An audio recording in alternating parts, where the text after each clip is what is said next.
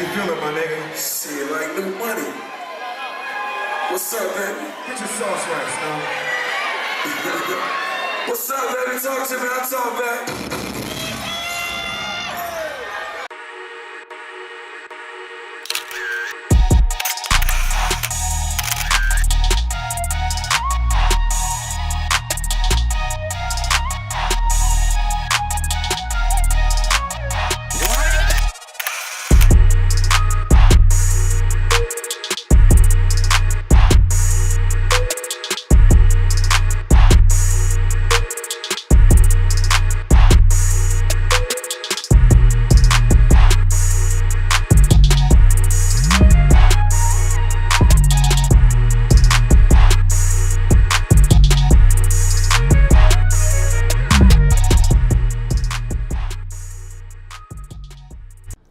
Thank you for watching episode 13 of Press Pass, where we take a look at some of the live shows from your favorite artists, and we rate them on a scale of 1 to 5, 5 being the best.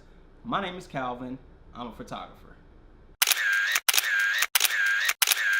Now, before we get started on this episode, definitely want to take the time to just recognize and send my condolences to the friends, family, all of us that are mourning in the passing of Nipsey Hussle. I will admit, it affected me way more than I actually thought it would. That's why it's actually taken me so long to get these episodes out. I've just been in a real kind of like low creative space, didn't really want to do too much. After hearing that Nipsey had passed away and was gone, man, to this day, here we are a day before his funeral, and it's still hard for me to really believe. Just really a sad tragedy, man. I wish that people would just get it together, you know what I'm saying? Like, especially black people, like, there's no reason for that type of nonsense to happen. It's just not, especially like everyone's saying, one of the leaders in the community, somebody who was doing it right and, stay consistent with his message.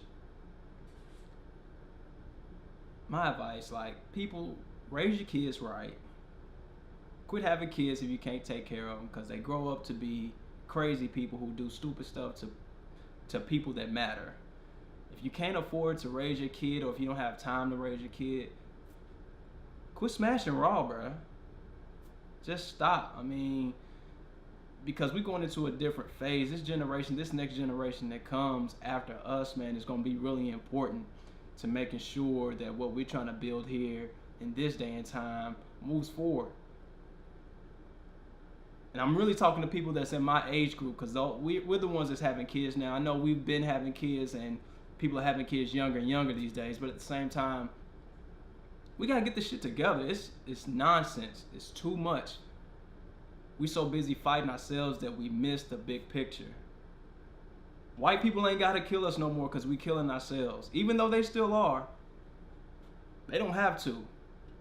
So if you out here killing another black man, you choosing their side. And I ain't trying to make this really a white, black type thing, but at the same time, we got to stick together. And if you don't believe that, then you just choosing your side. And I'm never one to be real big on stating my opinion on activism and stuff, but after this, I feel like I have a duty to say that my platform is this. I created the platform. It's not as huge, but there's somebody out there listening. I hope you can take something away from this to let us know that not just blacks, white, Mexicans, whoever you are, we are all one human race. You feel me? We can do so much more together than we can separate. So if we can get that through our minds and understand that, I guarantee that we can get a lot of good that comes about. I guarantee it. Parents, love your kids. Take care of your kids. You feel me? Make sure that you're not getting put away. Make sure you're not getting out here strung out on whatever it is, because they need you. I don't have kids. I'm not even going to sit here and act like I do. But I understand at the same time. I definitely do. But I'll get off my soapbox for now. Like I said, rest in peace, Nip, man. He was a big influence on me. Been rocking out with him since the marathon, and it's been a marathon. I hate that Victory Lap had to be the last thing, even though the symbolism behind Victory Lap in itself is just that, but Nah, man, I ain't buying it, man. Y'all need to get y'all shit together, man. We need to get our shit together. I'm not just talking about black people. I'm talking about everybody. Everybody. But I digress. So here we are. On this episode of Press Pass, we are here in Dallas, taking a look at Jeezy. Jeezy came through. He's not really on a big tour or anything, promoting any big album that I know of, but it was good to have him stop through. This time around, we were at Gas Monkey. You know how I feel about Gas Monkey. Definitely one of my favorite venues, one of the most consistent venues that I've had the opportunity of shooting and present this on Press Pass. So yeah, you know about Gas Monkey. If not, go check a few previous episodes and get familiar. But I will say, hands down, everything was still A1. Security was tight. Make sure that everything was smooth. Yeah. Next, of course, we got a promoter. This is a new promoter. I've not had the chance to work with them prior to this. Supreme Being LLC. Think this may be one of their first ones. Like I said, I'm not familiar with them, but I do appreciate you allowing me to get into the venue, shoot it up, so I can have the opportunity to report it. If you're looking for some footage, definitely hit me up and we can definitely make an exchange, make something happen. I appreciate it. Supreme Being LLC. Gotta give them credit. They packed out the place. I was a little worried at first. I won't even lie, because when I walked up, it was real light. Anytime that you can walk from the back to the front with ease in a general admissions situation, not really that good. But as stated, they packed out the place, because as time went on, the venue was filled with people. And honestly, I was really happy about that, because me being a big Jeezy fan, I didn't want him to come into a place and, you know, see a big hole of nothing. I don't know. But I digress once again. Supreme Being LLC did the thing. Like I said, for this to be one of their first times around, I believe, if I'm not mistaken, thoroughly impressed with how they were able to do things. Not sure if they had anybody in association with them to help them put on the show, but if so, salute to them as well. So when I got in there, there was one last opening act that I was able to catch. I can't remember his name, so I won't really get too much into him. I will flash a picture of him right here. So we're gonna go ahead and go into our co-headliner, Trapboy Freddy. Yeah, you know we tripping though, by the way. You ready, big? Let's get it. Bankroll, a really big bankroll. Nigga been had it. Cocaine is a hell of a drug. Give me 36 zips and I'ma work my magic. Come on now, me and my plug married. I got the plug in the back with the package. All these niggas talking coke, they rapping. When the back to the what we say up? You get the dough, but I'm gonna spend time to whip it up. See what's in the game, I'm gonna get the town. For next time that nigga is out of know. You get the paper money, motivated. So motivated, throw a flip with the color. Hey, like you rich and you rich. Now, if you're not familiar with Trapboy Freddy, he is a local Dallas artist who's definitely expanded his wings since I first arrived. Look him up. Really associated with Yellow Beezy. They kind of do a lot together. Oak Cliff, stand up. I see y'all. They're doing their thing. But like I said, Trapboy Freddy this time around, I was really looking forward to this performance. Coming off his most recent album. He did some work with Young Thug. He was on Young Thug's last project. Young Thug was on his new project. Had the opportunity to check it out, and I was looking forward to some of the performances for some of those songs. And he came out and he did his thing. One thing that I do like about Trapboy Freddy, on his entrance, actually coming out, I don't know if you really caught it, but on his entrance, he allowed his homeboy Smurf Franklin to actually do his thing, who's another associate of Trapboy Freddy. I think they actually may be related, to be honest. I'm not really sure. But he allowed him to rock out. You gotta, definitely tip your hat to him for letting him do that. The entrance, like, when I first come out, I'm gonna let somebody else rock out. I mean, they rocked out together, but at the same time, you see what I'm saying. Don't act stupid. And like I said, Trapboy Freddy is out of Dallas, so we got a lot of love from the home crowd. They were definitely excited to see him. But one thing that I did notice, you don't see a whole lot of people in the crowd actually going bar for bar with him as he's going along. I have a theory about that. As good of a rapper or his words may be put together, the delivery is so distinct and unorthodox that if you don't really know it, it's hard to like recite it. For instance, like I always, use him as an example, but Busta Rhymes. It's like, if you're in hip hop, Busta Rhymes is a great rapper and lyricist, but how many of you all can actually spit a Busta Rhymes verse fluently from beginning to end? I can't do one at all. I mean, he has a few songs where I can boom, boom, boom, a few lyrics here and there, but there's no one Busta Rhymes song that I can go bar for bar from beginning to end. I'm not mentioning a song. I'm talking about a verse. And I think that's what Trapboy Freddy's running into at this point. Like I said, unless you just know it, you really don't know it. You just have to catch the words just because of his unorthodox flow, which I don't really think people mind. That was just something that I observed when I was looking out into the crowd.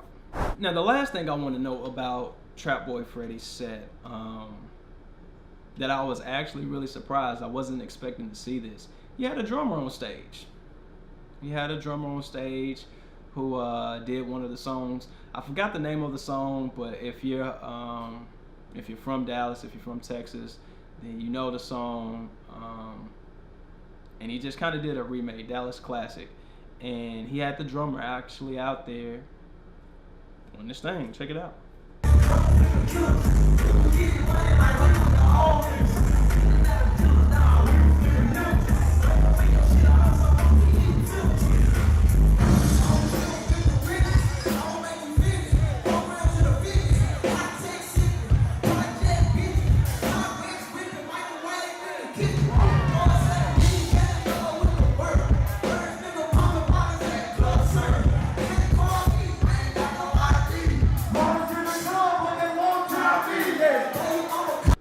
So yeah, it had a whole drummer out there. I think the only takeaway that I would bring from that is the fact that I wanted to get more. You know what I'm saying? I wanted to hear more from the drummer.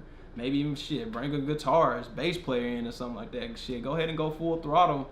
So hopefully the next time Trap performs, that'll be something that we can look forward to, a whole band for his whole set. I can appreciate that. If you go back to episode 1 of Press Pass, where I covered Nipsey Hussle, he had a live band. I think, if I recall, he's the only artist that I've ever covered that had a full band for his entire set. And when you get on that level, you're doing something. So I mean, I guess the start was a good start with the drummer. Like I said, I thoroughly enjoyed it. The guy was definitely good at what he does, and it just flowed well. I could appreciate that. And lastly, on to our headliner, Jeezy. Jeezy is here! Dallas, what's up? I told him, drop this shit. Party on my waistline is where I kept that strap. I remember, I didn't remember names. I said I'll be a weird crazy, I ain't get it. Now I'm your favorite rapper, What are you? Now I'm your favorite rapper, The absolute truth, yeah, no joke. Who me, I'm murdered. In the hearts of who cry with, they feel my. That's why I got this glass pot and this triple. I tell them money talk. Real nigga in the building.